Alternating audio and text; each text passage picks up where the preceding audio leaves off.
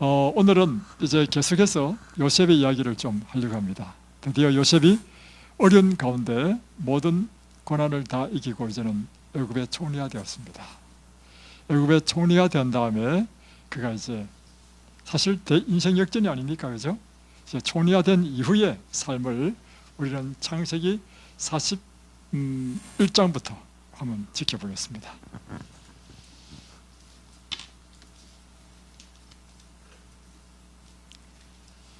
창세기 41장 46절로부터 보면 요셉이 애굽 왕 바로 앞에 설 때 30세라.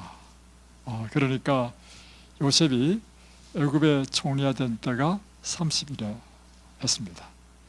그러니까 사실은 오랫동안 고난을 받았지만 젊었을 때 고난받아서 30에 총리 됐다는 것은 대단한 일이죠. 네.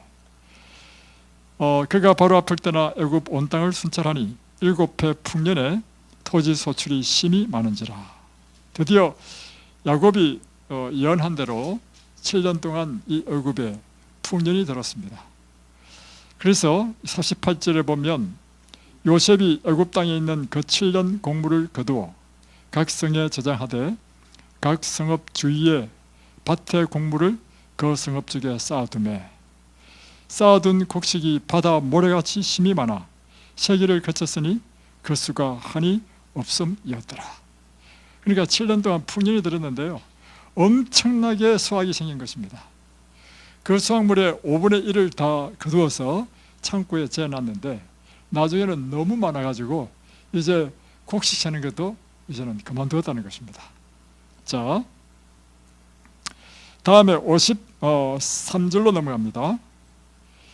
애굽 땅에 7해 풍년이 그치고 요셉의 말과 같이 7해 흉년이 들기 시작하며 이제 드디어 7년 풍년 다음에 7년 흉년이 시작되었습니다.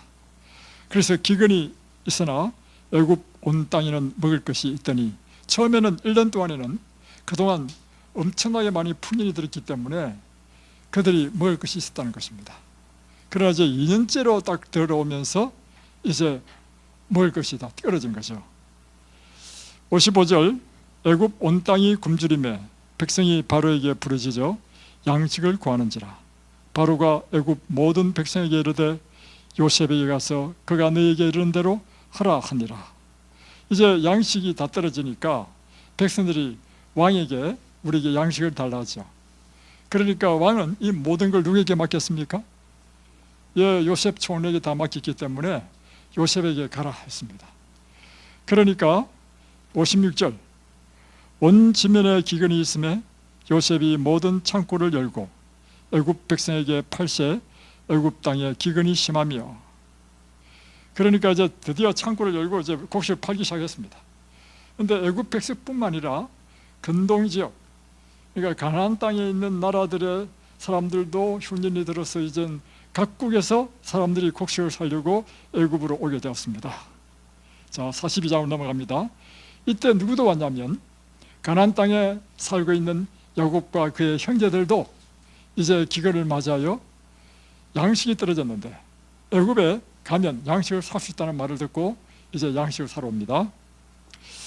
그때 야곱이 애굽에 곡식이 있음을 보고 아들들에게 이르되 너희는 어찌하여 서로 바라보고만 있느냐. 야곱이 또 이르되 내가 들은즉 저 애굽에 곡식이 있다니 너희는 그리로 가서 거기서 우리를 위하여 사오라. 그러면 우리가 살고 죽지 아니하리라 하며. 그래서 이제 요셉의 10형제들이 갔습니다. 갔는데 사실은 요셉의 형제들이 몇 형제죠? 12명 가운데 요셉을 빼니까 11형제였잖아요. 그런데 왜 10명만 왔습니까?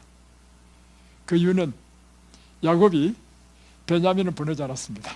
왜냐하면 요셉과 베냐민은 그의 부인 중에서 가장 사랑하는 라헬의 아들이었단 말이에요. 그런데 그 중에 요셉을 잃어버렸잖아요. 그러니까 베냐민도 잃어버릴까 싶어서 겁이 나서 베냐민을 안 보냈습니다. 그래서 10명 온 거예요.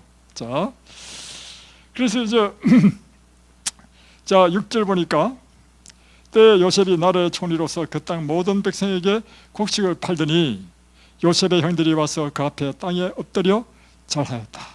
이제 곡식 사기 위해서 이제 요셉의 형들이 왔는데 요셉의 형들은 요셉인지 알까요 모를까요? 당연히 모르죠. 요셉은 완전히 총리화돼 가지고 우르르 보지도 못하는 상황이죠. 눈 뜨고 보지도 못하고 머리를 숙이고 이제 절하고 있는 모습을 보게 됩니다. 7절 요셉이 딱 보니까 자기 형들인 거라. 그래서 모른 체하고 엄한 소리로 그들에게 말합니다. 너희가 어디서 왔느냐? 그러니까 이 형제들이 이야기하기를 예, 저희들 곡물을 사려고 가나안에서 왔나이다 이렇게 한단 말이에요. 자, 그러니까 9절 요셉이 이제 말합니다. 너희는 정탐꾼들이라 이 나라의 틈을 엿보려고 왔느니라. 갑자기 지금 곡식 사러 왔는데 뭐로 몰렸습니까? 정탐꾼으로 몰린 것입니다. 그러니까 가슴이 철렁할 거 아닙니까? 10 형제들이 가슴이 철렁한 거예요. 그러니까 이 10절에 그들이 이르되 내 주여 아니니이다. 당신의 종들은 곡물을 사러 왔나이다. 이렇게 간절하게 이제 애절하게 이제 이야기하고 있죠.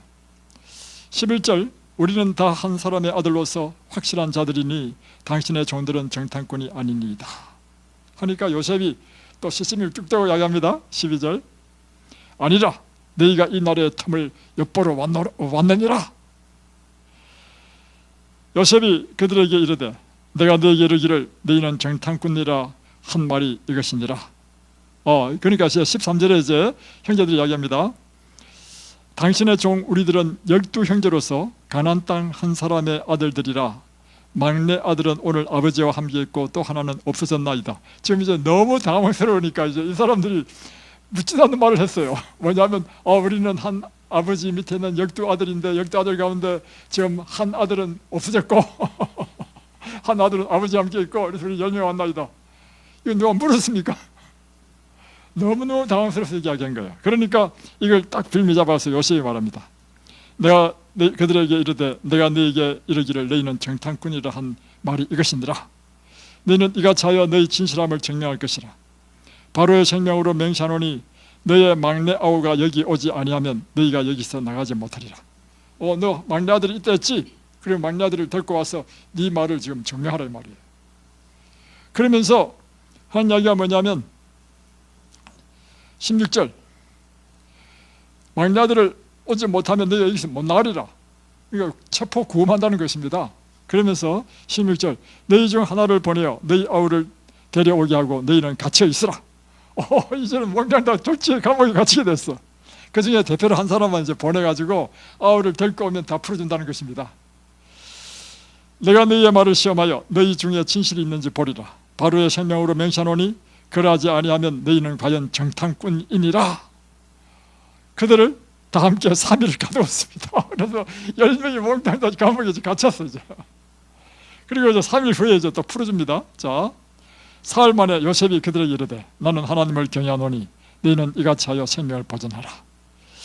19절 너희가 확실한 자들이면 너희 형제 중 한 사람만 거옥에 갇히게 하고 너희는 곡식을 가지고 가서 너희 집안의 굶주림을 구하고 너희 막내 아우를 내게로 데리고 오라. 그러면 너희 말이 진실함이 되고 너희가 죽지 아니하리라.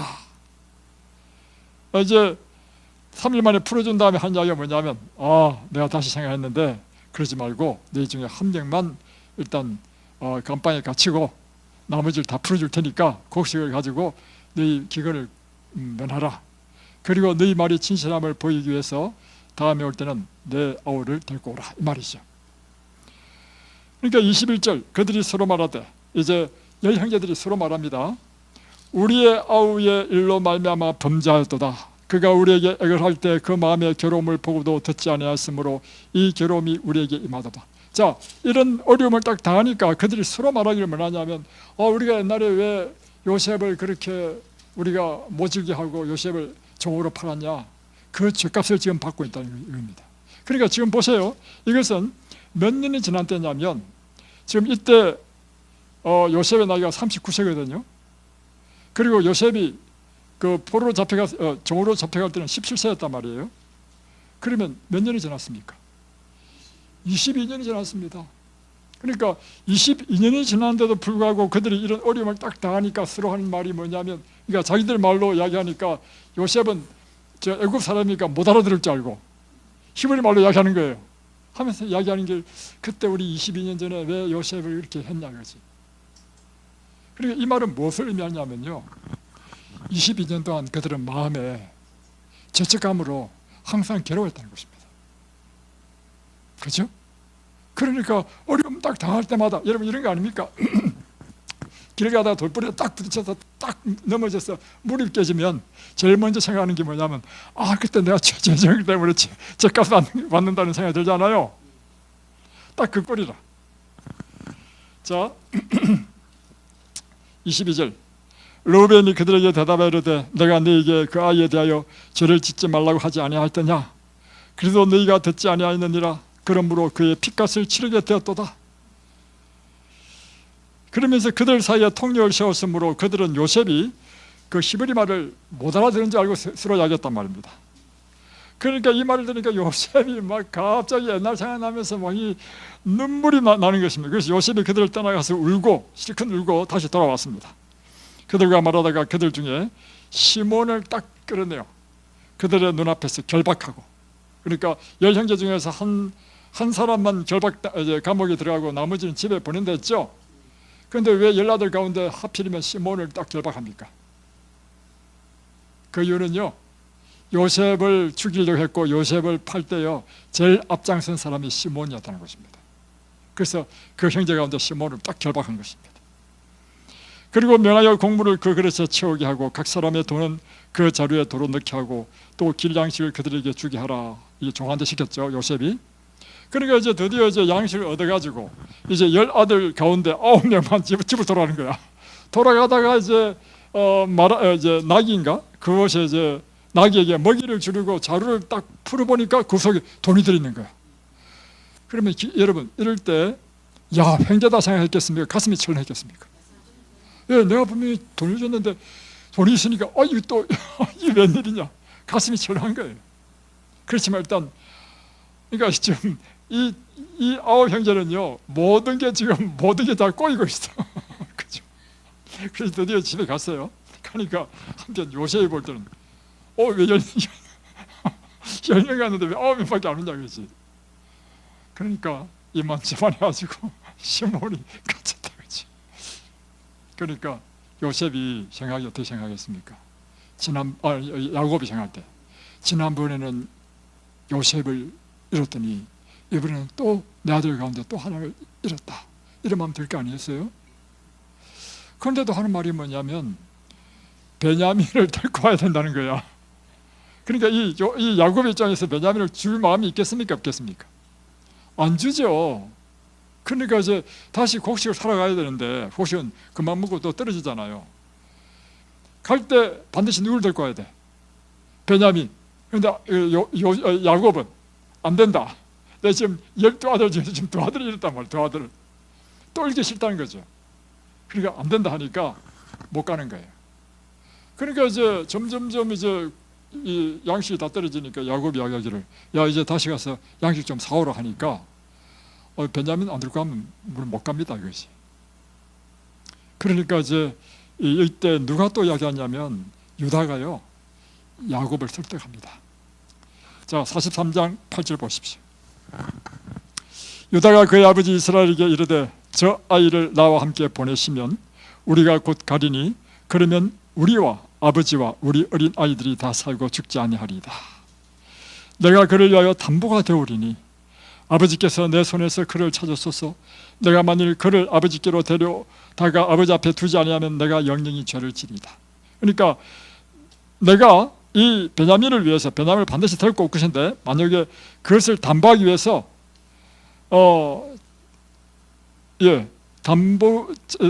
자기 자신이 담보가 되겠다는 것입니다.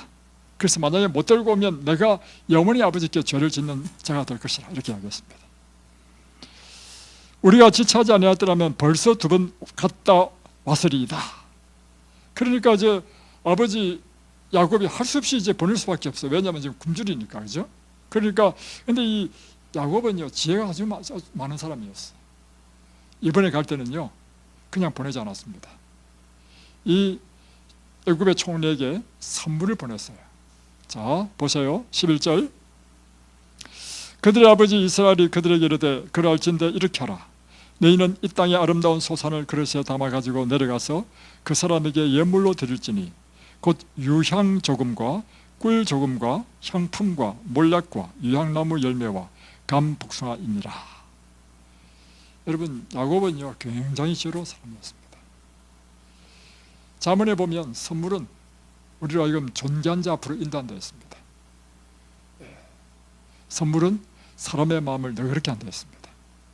그러니까 야곱은 이번에 보낼 때는 아주 이 몰약 다음에 유향, 이 굉장히 귀한 선물입니다. 선물을 보냈습니다. 그리고 또 12절에 보면 돈을 가져가는데 갑절의 돈을 주라는 것입니다. 왜냐하면 지난번에 그 자료에 다 들어왔으니까. 그래서 갑절의 돈을 주고 이렇게 했습니다. 그래서 이제 드디어 이제 이 동생 베냐민을 데리고 가게 되었습니다. 자, 16절, 요셉은 베냐민이 그들과 함께 있음을 보고 자기의 청지에게 이르되 이 사람들을 집으로 인도해 드리고 짐승을 잡고 준비하라. 이 사람들이 정오에 나와 함께 먹을 것이니라. 이게 좀 이상하지 않습니까? 왜냐하면 요셉은 지금 애굽의 총리예요. 총리가 지금 한낱 이방인이, 애굽 나라에서 볼 때는 가나안에서 온 곡식 사러 온 사람은 그냥 곡식 사러 온 사람에 불과해. 그 불과한 사람을 위해서, 그것도 자기 집에서 음식을 지금 대접한다는 거예요. 그죠? 여러분, 그래서 이 성경을 그냥 보지 마시고 그 상황을 한번 이해해 보시면 이것은 굉장한 이야기입니다. 그죠? 이런 일은 있을 수 없는 일이죠. 그래서 이제 이 형제들 또 이제 사실 마음이 긴장을 하게 되죠. 긴장. 이번엔 또 무슨 일을 또 하려고 이런 것입니다. 자, 그러니까 보세요. 17절, 청지기가 요셉의 명대로 하여 그 사람들을 요셉의 집으로 인도하니 18절, 그 사람들이 요셉의 집으로 인도되며 두려워하여 이르되. 보세요, 제 말이 맞죠? 그러니까 막 마음에 두려움이 꽉 차는 거야. 아니, 자기는 그냥 곡식 사러 왔는데 그도 애굽의 총리 집으로 좀 인도했으면 음식을 대접한다 하니까 이건 이번엔 또 무슨 일이냐 이 말이지. 그러니까 이제 그 중에 한 사람이 이제 청지기한테 이야기합니다. 뭐냐면, 저번에 우리 자료에 들어있는 돈의 일부로 우리가 끌려드는도다. 지난번에 자료에 열어보니까 돈이 있잖아요. 아, 드디어 이제 또 뭔가 또 올가미에 또 걸려든다는 거죠. 이런 뜻이에요. 그러면서 이는 우리를 억류하고 달려들어 우리를 잡아 노예로 삼고 우리의 나귀를 빼앗으려 함이로다. 이렇게 그들을 느꼈다는 것입니다. 그래서 이제 그들이 19절, 요셉의 집 청지에게 가까이 나아가서 그 집 문 앞에서 그에게 이야기합니다. 내 주여, 사실 전번에 내려와서 양식을 사가지고 갔는데 이 안에서 자루를 풀어보니까 돈이 있었습니다. 그래서 이번에는 그 돈과 함께 가지고 왔습니다. 이 말을 하는 거예요. 그러니까 청지기가 이제 시치미를 뚝 떼고, 아, 그 하나님께서 내게 도 주신 거야. 우리는 돈을 받았다. 이렇게 이제 시치미를 뗍니다. 그래서 23절 보세요. 너희가 안심하라. 두려워하지 말라. 너희 하나님, 너희 아버지의 하나님이 재물을 너희 자루에 넣어 너희에게 주신 것이니라. 이렇게 이야기했습니다. 24절, 그들을 요셉의 집으로 인도하고 물을 주어 발을 씻게 하며 그들의 나귀에 먹이를 주더라. 그들이 거기서 음식을 먹겠다 함을 들었으므로 예물을 정돈하고 요셉이 정오에 오기를 기다리더니, 이제 아버지가 예물을 준 거 있죠? 그 이제 요셉이 오면 딱 드리려고 이제 준비하고 있습니다. 26절, 요셉이 집으로 오매 그들이 집으로 들어가서 예물을 그에게 드리고 땅에 엎드려 절하니. 지금 사실은요, 이 형제들은 지금 마음이 막 조마조마하고 좀 무섭고 두렵고 이런 상황입니다. 지금 이번엔 또 어떤 일이 날지 모르고, 그래서 이제 막 땅에 막 머리 엎드리고 이제 예물을 이제 드린단 말이에요. 그러니까 이 요셉이 이제 묻습니다. 너희 아버지, 너희가 말하던 그 노인이 안녕하시냐? 아직도 생존해 계시느냐? 묻는 거예요. 그러니까 이 형제들이 대답합니다. 주의 종 우리 아버지가 평안하고 지금까지 생존하였나이다 하고 또 머릿속에 또 절하는 겁니다. 뭐 말만 하나 하면 절하고 또 말 한마디 하면 또 절하고, 지금 애국의 총리 앞에서 지금 자기 생명이 지금 왔다 갔다 하는 상황이니까 말이죠. 그러니까 이제 요셉이 눈을 들어 자기 어머니 아들, 자기 동생 베냐민을 보고, 특별히 요셉에게는요, 이 12아들 가운데 아버지는 같은 야곱이지만 이 어머니는 내 어머니에서 난 사람이 12아들이라. 그런데 특별히 이 요셉과 같은 어머니에서 태어난 아들이 베냐민인 거예요. 그러니까 요셉에게는 다른 형제보다도 누구를 더 끔찍이 사랑하겠습니까? 예, 그래서 특별히 베냐민을 딱 보고는 자 이렇게 합니다. 너희가 내게 말하던 너희 작은 동생이 이 아이냐? 그가 또 이르되 소자여 하나님이 내게 은혜 베푸기를 원하노라. 여러분 제가 이렇게 읽지만요, 사실은 여러분이 요셉의 입장, 나는 지금 이 성경 읽으면서 요셉의 입장이 딱 되니까요, 베냐민을 보기만 보더라도 갑자기 눈물이 팍 날 것 같아. 여러분 그렇지 않겠어요? 지금 22년 만에 보는 동생인데, 그러니까 네가 말하는 동생이 이 동생이냐 할 때 막 그 마음에 막 얼마나 다음 보겠습니다. 30절 요셉이 아우를 사랑하는 마음이 북받쳐, 맞네요, 그죠? 북받쳐가지고 급히 울 곳을 찾아 안방으로 들어가서 울고. 그러니까 제 말이 맞네요. 그 말한 다음에 막 감정을 못 이겨가지고 빨리 안방으로 들어간 거야. 왜냐하면 막 눈물이 날라니까. 그래서 엉 울었어. 엉 울고 난 이제 눈물 또 닦고 다시 나왔습니다. 얼굴을 씻고 나와서 거정을 억제하고 음식을 차리라 하며 그들이 요셉에게 따로 차리고 그 형제들에게 따로 차리고 그와 함께 먹는 애굽 사람에게도 따로 차리니 애굽 사람은 히브리 사람과 같이 먹으면 부정을 입음이었더라. 그들이 요셉 앞에 앉되 그들의 나이에 따라 앉히게 되니 그들이 서로 이상히 여겼더라. 근데 참 이상한 게 음식 먹는데 자리를 안 치는데 나이 순서대로. 그런데 사실은 나이가 어떤지 몰라요. 왜냐하면 제가 계산을 해봤거든요. 이 요셉의 열두 아들이 태어난 것은요, 베냐민은 나중에 태어났지만 첫 번째 르우벤부터 11번째인 요셉까지 태어난 것은요 6년 만에 다 태어났습니다. 그러니까 나이 차가 6년밖에 안 나. 6년이 있으면 사실 누가 나이가 많고 누가 나이가 적은 차이 별로 안 나잖아요. 그런데 자리 안 치는데 정확하게 그 나이 순서대로 딱딱 안 치는 거야. 그러니까 그 형제들이 또 더 이제 더 당황스러운 거야. 아니, 우리의 순서를 어떻게 알지? 이거잖아요, 그죠? 자, 다음에 보면 그와 함께 먹는 애굽 사람, 다음에 33절 그들이 요셉 앞에서 앉되 그들의 나이에 따라 앉히게 되니 그들이 서로 이상히 여겼더라. 제 말이 맞죠, 그죠? 34절 요셉이 자기 음식을 그들에게 주매 베냐민에게는 다른 사람보다 5배나 주매. 이야, 5배나 음식을 줬어. 그들이 마시며 요셉과 함께 즐거워하였더라. 자, 이제 44장 드디어 이제 그 잔치를 딱 벌인 다음에 요셉이 그의 집 청지기에 명하여 이르기를 양식을 각자의 자루에 운반할 수 있을 만큼 가득 주라. 그리고 각자의 돈을 다시 그 자루에 넣어라. 이제 청지기한테 이야기합니다, 요셉이. 그리고는 4잔 곧 은잔을 그 베냐민의 자루에 집어넣으라는 것입니다. 그 청년의 자루는 이 베냐민 자루예요. 그 양식 값 돈도 함께 넣어라 하고 명령하니까 청지가 그렇게 했습니다. 그래서 그 다음날 아침이 밝을 때 사람들과 그들이 나귀들을 보냅니다. 이제 그들이 이제 드디어 이제 나귀 타고 집으로 돌아갑니다. 형제들이. 이럴 때 누구도 갔을까요? 시몬도 이제 감옥에서 나와가지고 같이 이제 가는 거예요. 집으로 가는 거예요. 몽땅 11명이 가죠, 그죠? 가는데 갑자기 청지기가 달려오는 거야. 쫓아와가지고는 너희들이 왜 은혜를 그렇게 악으로 갚냐? 이러면서 왜 내 주인의 은잔을 훔쳤느냐? 이렇게 하는 거예요. 그러니까 무슨 은잔을 훔쳐? 그래가지고 그게 무슨 말입니까? 하니까 우리 주인이 점 잘 치는지 내가 알지 못하느냐? 점 칠 때 늘 쓰는 그 은잔으로 먹고 마시고 그리고 점 치는데 그 은잔을 너희들이 훔쳤다. 그러니까 우리가 훔치지 않았습니다. 만약 우리 거 한번 조사해 보시고 그 은잔이 들어있으면 그 사람은 마땅히 죽을 것입니다. 이렇게 했단 말이에요. 그래서 이제 첫 번째부터 하나씩 풀었어. 푸니까 베냐민에게 딱 걸리는 거야.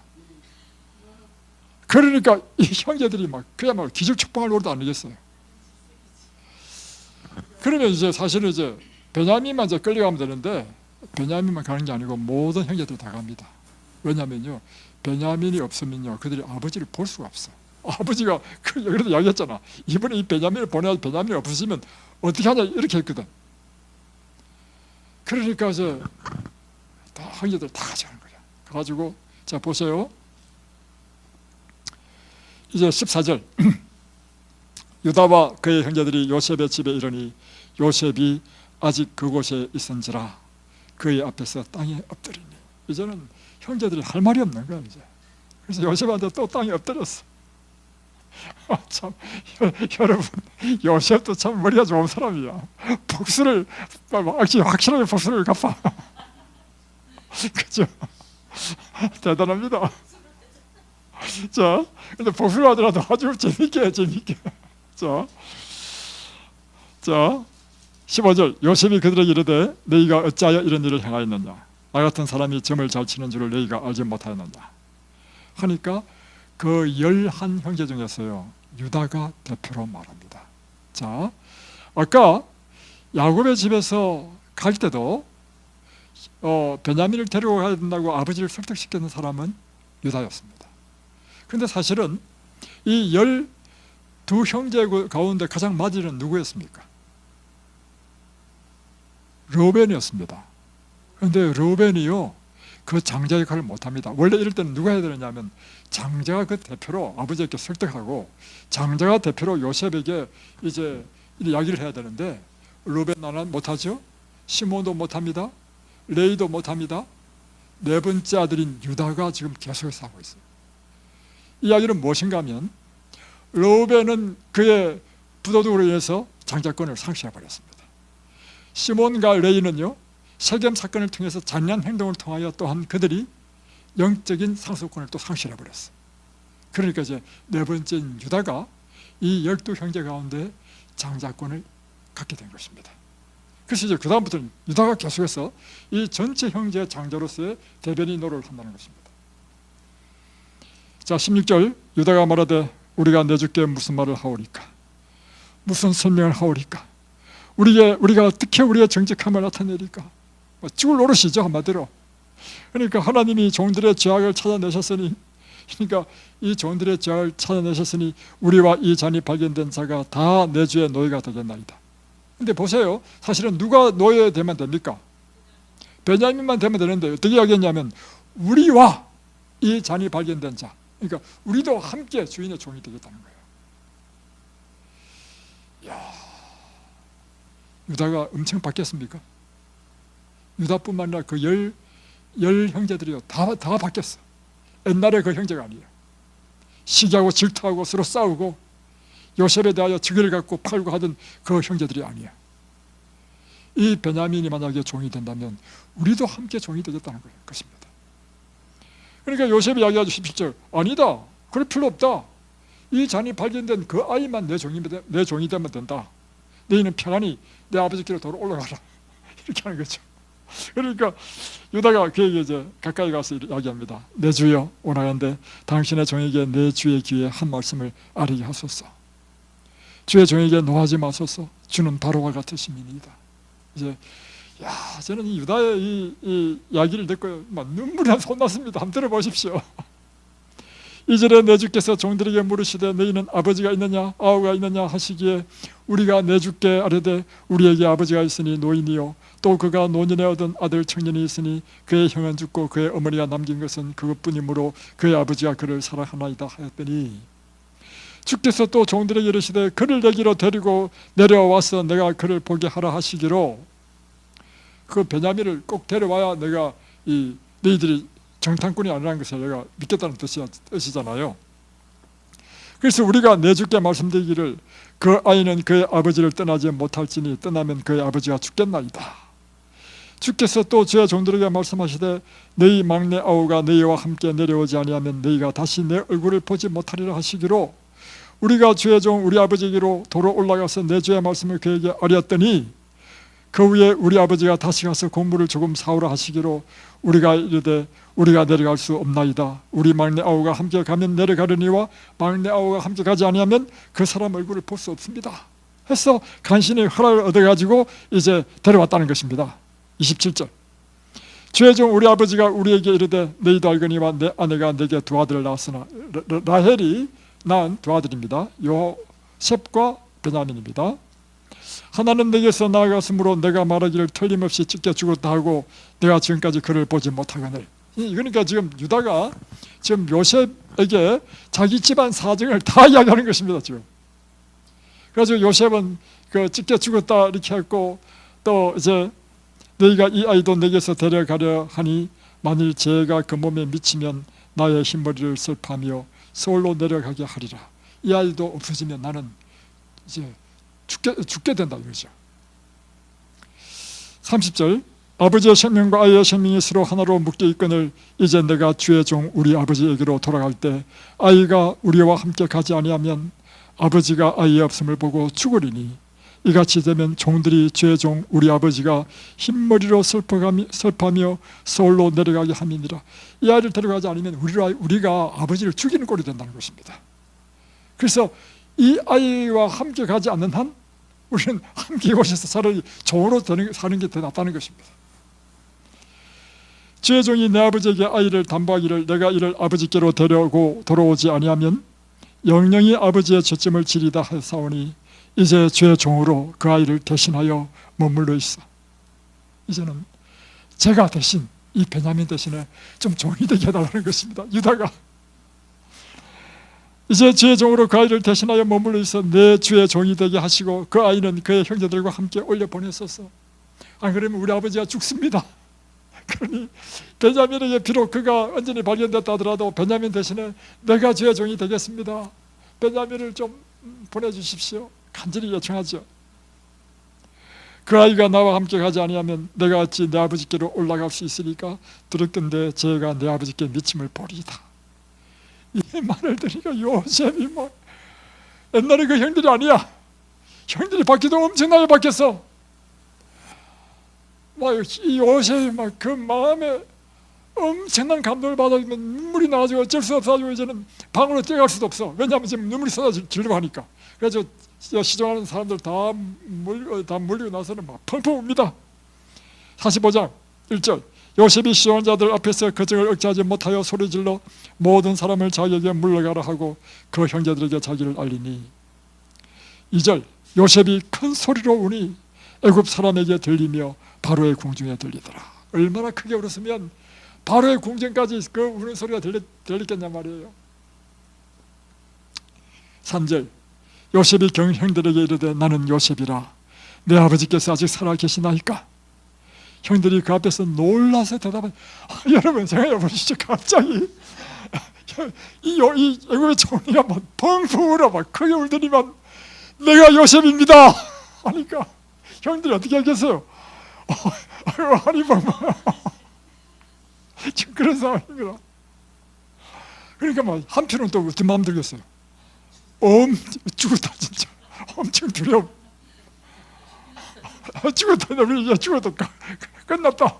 자 그런데 요셉이 그래서 놀라서 대답을 못했습니다. 4절 요셉이 형들에게 이르되 내게로 가까이 오소서. 그러니까 이제 뭐 총리가 이야기하니까 순종할 수밖에 없잖아요. 가까이 나오니까 이르되 나는 당신들의 아우 요셉이니 당신들이 애굽의 판자라. 당신들이 나를 이곳에 팔았다고 해서 근심하지 마소서. 한탄하지 마소서. 하나님의 생명을 구원하시려고 나를 당신들보다 먼저 보내셨나이다. 그러니까 이미 요셉은 형들을 다 용서했습니까? 용서했습니다. 그래서 그런데 문제는 누구는 지금 해결이 안 됐어. 형들은 해결이 안 됐어. 그러니까 형들은 그 마음에 두려움이 막 꽉 있는 거예요. 언제까지 두려움이 있으냐면요, 이 창세기를 읽어보면 아버지가 죽고 나고 난 이후까지도, 그러니까 그 17년 후거든요. 17년 후에도 죽고 나니까 형제들이 와가지고 원수하지 말라고 요청했어요.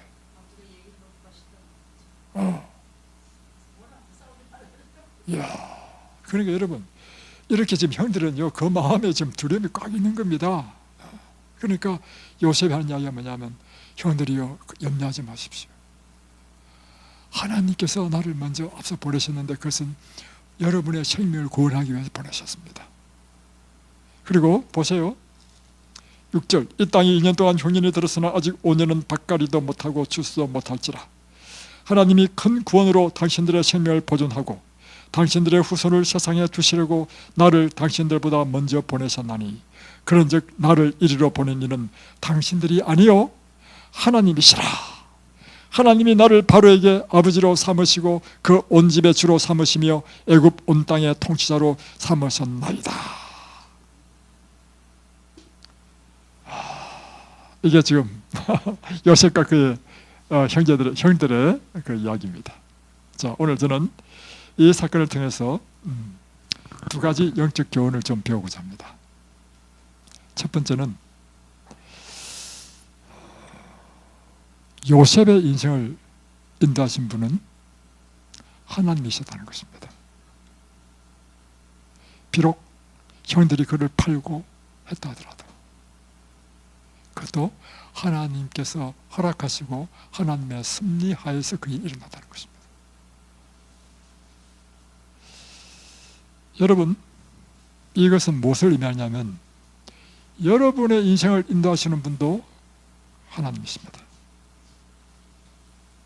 요셉처럼 여러분의 생애 가운데도 이해되지 못하는 고난과 시련을 만났다 할지라도 그로 인해서 나에게 핍박을 가하고 나에게 엄청난 손해를 주고 나에게 정말 원수처럼 대했던 그 사람, 원수처럼 미워할 수밖에 없는 그러할지라도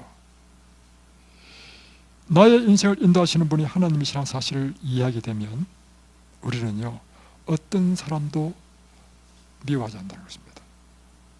어떤 사람도 원수 되는 사람이 아무도 없다는 것입니다. 이게 중요한 것입니다. 일반적인 이와 같은 하나님을 믿지 않는 사람의 관점에서 본다면요, 그 마음에 엉어리진 게 뭐냐면요, 원한이 꽉 엉어리져 가지고요 풀리지 않습니다. 근데 요셉은요, 그 마음에 엉어리가 있어요? 엉어리가 없어요. 그죠? 무엇이 차이입니까? 그것은 우리의 인생을 주관하시는 분이 하나님이라 사실을 믿을 때 이렇게 되는 것입니다. 그러니까 여러분이 하나님을 믿어도요 여러분 마음속에 원수가 있고 엉어리가 해결되지 않는 그런 꽉 맺힌 원한 맺힌 사람이 있으면요, 여러분 하나님 잘못 믿고 있어요. 여러분의 인생을 주관하는 것을 하나님이라고 여러분 인정하지 않는 것입니다. 그걸 이해하셔야 돼요. 그래서 이 요셉은 이와 같이 자기의 사실은 형들이 그를 팔았다 할지라도 그 역시 하나님께서 갖고 계신 내 인생을 인도하시는 섭리로 하나님께서 그들을 이용하셨다. 심지어 그곳에서 10년 동안 종으로 종사를 하는 것도 쉽지 않잖아요. 엄청 고생했죠. 그리고 10년 만에 보디발 아내의 유혹을 받았을 때 그런 하나님 앞에 순전을 지키기 위해서 하다가 또 주인인 보디발의 명예를 지키기 위해서 그가 범죄하지 않으려 했다가 오히려 더 깊은 감옥으로 가죠. 더 고생하죠. 그럴지라도 내 인생을 주관하시는 분이 하나님이시라는 것을 믿고 있다면 보디발의 아내도요, 그에게는 원수가 안 됩니다. 자, 보세요. 일반적인 사람 같으면요 다 원수야. 그래서 여러분, 제가 사람을 만나보니까요 이런 사람이 있더라고. 어떤 사람은요 그 마음에 원수가 많은 사람이 있어요. 그리고 끊임없이 어떤 사람은 계속 원수가 생기더라고. 제가 볼 때는 좀 답답해. 제가 이런 말을 한다더라도 용납하십시오. 제가 객관적으로 딱 보니까요 그 잘못이 자기한테 있어.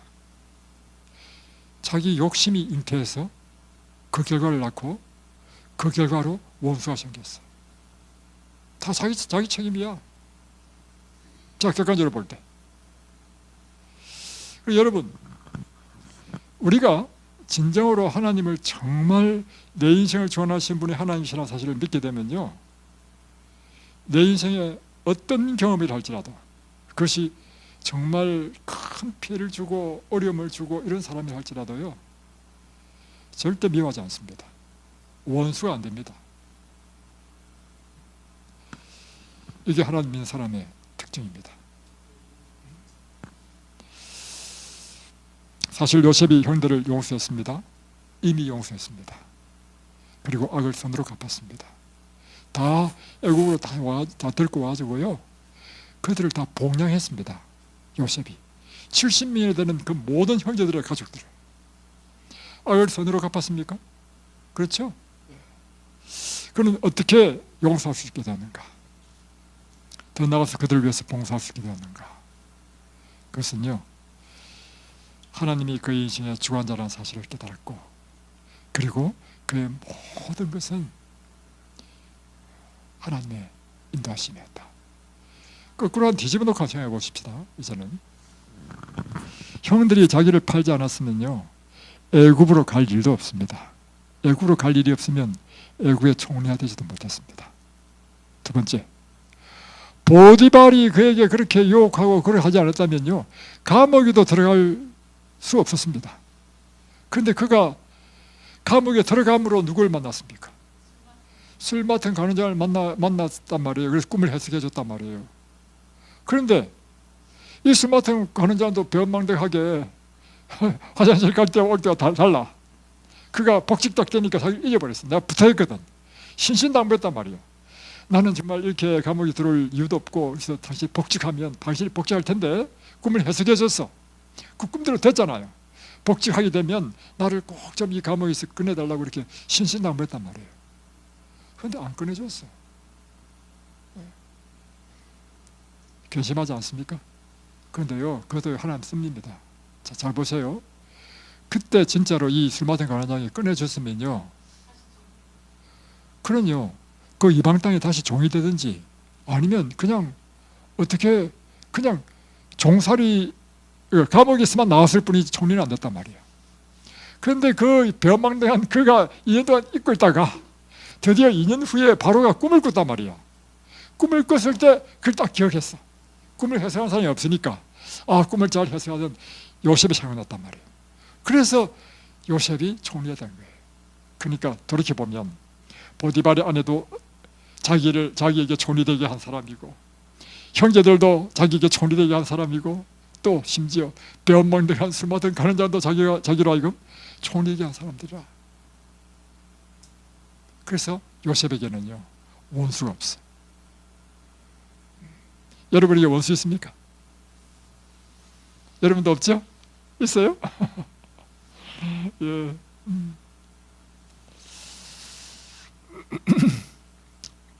여러분은 그대의 인생에서 예기치 않은 시련과 고난이 찾아오고 불의의 사고가 생기고 인생이 꼬이는 그런 어려운 경험을 경험한 적이 있습니까?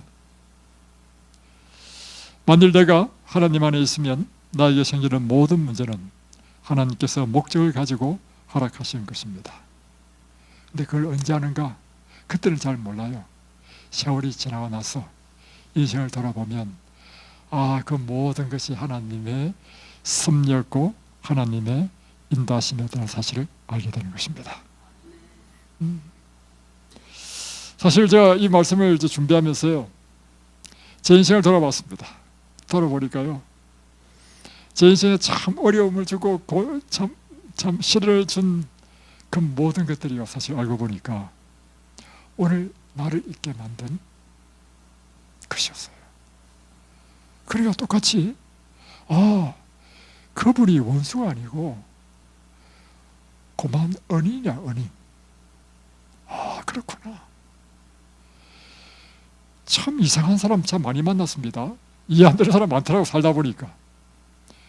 이야, 그때 참 진짜 나는 이해 안 되대.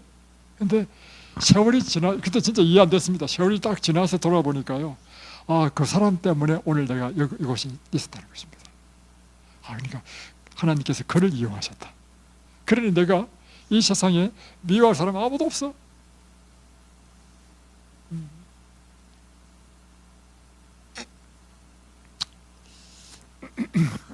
여러분, 그래서 여러분, 하나님이 그대의 인생을 주관하고 계신다는 것을 믿으십시오. 두 번째는 이것입니다. 어저께 이제 예배 드릴 때 이제 제처가 저한테 질문한 것인데요. 우리가 지금 창세기를 공부하니까 자기는 이해 안 되는 게 있대요. 뭐냐면 왜 예수님의 조상으로 요셉을 택하지 않고 유다를 택하셨는지 이해가 안 된다는 것입니다. 그래서 제가 그래, 제 속으로 오늘 저녁에 내가 설교하면서 답을 해줘야 되겠다. 여러분, 우리가 사실 객관적으로 보면 이해 안 됩니다. 왜냐하면 예수님의 조상은 12아들 가운데 어떤 한 아들이 예수님의 조상이 될 수 있어요.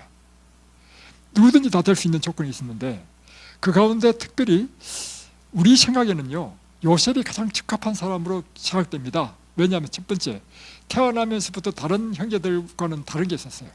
품성이 달랐습니다. 어릴 때부터, 태어나면서부터. 두 번째, 성경은 사실 지금 요셉의 이야기 하지만요, 이 요셉의 이야기는 누구의 이야기냐면 예수님의 이야기입니다. 그래서 요한복음 5장 39절에 보십시오. 너희가 이 성경에서 영생을 얻는 줄로 알고 성경을 삼가거니와 이 성경이 곧 내게 대하여 증거하는 것이랬잖아요. 그러니까 성경의 모든 이야기는 예수님 이야기야. 그럼 요셉의 이야기가 왜 예수님 이야기냐? 요셉이 은 20냥에 팔린 것, 예수님이 30냥에 팔렸죠. 그래서 예수님의 표상이고, 또 요셉이 그 애굽에서 온 흉년 동안 모든 근동 사람을 다 구원했죠. 그처럼 예수님께서 온 인류를 구원하신 분의 표상으로 요셉인 거예요. 그러니까 예수님의 표상으로도 요셉이 딱 적합해. 그런데 왜 하나님께서 요셉을 그 예수님의 족보로 삼지 않고 유다를 족보로 삼았을까? 제가 깊이 생각해 봤습니다. 해보니까요, 이것이었습니다. 두 가지 이유가 있는데, 그 첫 번째는 뭐냐면, 우리가 성경 가운데 보면 유다의 생애는요 아주 간단하게만 나와 있습니다. 그래서 잘 자세히 몰라요. 그래서 우리가 볼 수 있는 것은 요셉을 은 20냥에 팔자라고 하는 나쁜 제안을 한 유다를 보게 되고요, 또 하나는 39장에 더 기가 막힌 것, 며느리 다말과 관계를 맺어가지고 두 아들을 얻는 이야기, 이런 이야기만 유다에 대한 이야기가 나오고요. 그러다가 이 창세기 45장에 와가지고 유다가 지금 베냐민을 위해서 이렇게 중보하는 그 이야기를 딱 나온단 말이에요. 그때 시간적인 관점을 보면요, 처음에는 이 유다는요 한 25, 24, 둘밖에 안 됐어. 다음에 이제 다말의 사건은요, 그가 이제 한 40대 초 같아. 그리고 지금 이게 중반은, 요 때는요 40대 중반이야. 그 시절에 대한 성경 기록은 없어. 그래 우리가 확실하게 알 수 있는 것은 뭐냐면 유다는요 엄청나게 변화됐다는 것입니다. 성경 기록은 없지만 결국에는 어떻게 변화되는가? 그가 예수님처럼 자기의 생명으로 베냐민의 생명을 대신하는 이와 같은 사람으로 변화됐다는 것입니다. 그러니까 그런 인생의 여러 가지 역경 가운데서 유다는요 깨어지고 거듭나고 회개하고 됐다는 것입니다. 두 번째 이유는요 다말 때문입니다. 왜냐하면 유다의 자손으로 올 뿐만 아니라 그의 이 다말이 낳은 두 아들 가운데 왔기 때문에 마태복음 족보에는요 다말이 베렛을 낳고 이렇게 됐단 말이에요. 참 이상하게요. 뭐냐면 유다가 다말에서부터 베렛을 낳는다 이렇게 다말의 이름이 나와. 근데 다말은 가나안 여인이야. 근데 이 다말이요, 어제 또 지난번에도 이야기했지만 그때 10대였어. 그리고 자기 남편은 죽었어. 다음에 그 동생도 악해서 또 죽었어. 막내가 장성하는데도 자기한테 안 주니까 그가 시아버지를 통해서라도 씨를 받으려고 했단 말이에요. 이건 이해 안 되는 것입니다. 왜냐하면 이땐 다말은요 10대밖에 안 됐고 창창한 젊은 사람이고 히브리 사람도 아니라 가난한 사람이라, 일반적인 사람은요 왜 이 집안에 씨를 가지려고 이렇게 목숨을 겁니까? 시아버지하고 관계를 맺어서 씨를 가졌다 하더라도 시아버지하고 같이 뭐 평생 남편으로 살 수 있는 것도 아닌데, 그 이유는 단 한 가지밖에 없다는 것입니다. 다말은요 시집와서 얻는 것이 있는데 이 히브리 이 가족이 믿는 하나님을 발견한 것입니다. 그리고 그는 하나님을 믿는 믿음, 신앙 안에 살기 위해서 끝까지 이 집안에 붙어 있으려고 했고, 또한 이곳에서 끊임없이 유다를 통해서 들은 이야기가 뭐냐면 아브라함, 이삭, 야곱을 통해서 주신 약속, 곧 모든 민족을 구원하기 위한 메시아가 이 가게를 통해서 태어날 것이다 하는 이야기를 듣고 다말은 그 메시아의 조상이 되기를 간절히 소망했던 것입니다. 그래서 하나님은요 바로 이 다말과 유다를 통해서 하나님께서는 그리스도의 조상이 되게 했다. 하나님은 어떤 분이십니까? 사람의 중심을 보시는 분이시기 때문입니다. 그러나 요셉은 훌륭하지만 요셉의 아내는요, 애굽의 그 제사장의 딸이야. 어릴 때부터 부유하게 자랐어. 부족한 것이 없어. 그리고 총리의 남편과 결혼했어. 히브리 하나님에 대한 그렇게 애절함도 없어. 그게 차이입니다. 이것은 우리에게 무엇을 말해주고 있는가?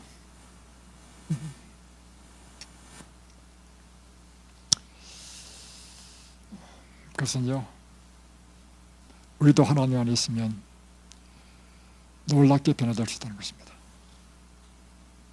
과거의 우리의 모습이 어떠하든지 관계없이 하나님은 우리를 개인적으로 다, 하나님께서는 개인적으로 가르치시고 이끄시고 인도하셔서 우리 한 사람 한 사람을 구원하시기를 기뻐하신다는 사실입니다. 이 사실을 알게 될 때 우리 희망이 느껴지지 않습니까? 그렇다, 하나님은 외모로 사람을 취하지 않아 하신다. 중심을 보시는 분이시고, 그분은 내 과거가 유다처럼 아무리 잘못하고 악하다 할지라도 완전히 다른 사람으로 변화시킬 수 있는 분이 하나님이시다. 그것이 바로 유다였다. 오늘 이것이 우리에게 희망이 아닙니까? 하나님께 너무 감사합니다. 나도 하나님께서 나를 터치해 주셔서 이렇게 변화시켜 주시기를 바랍니다. 기도하겠습니다.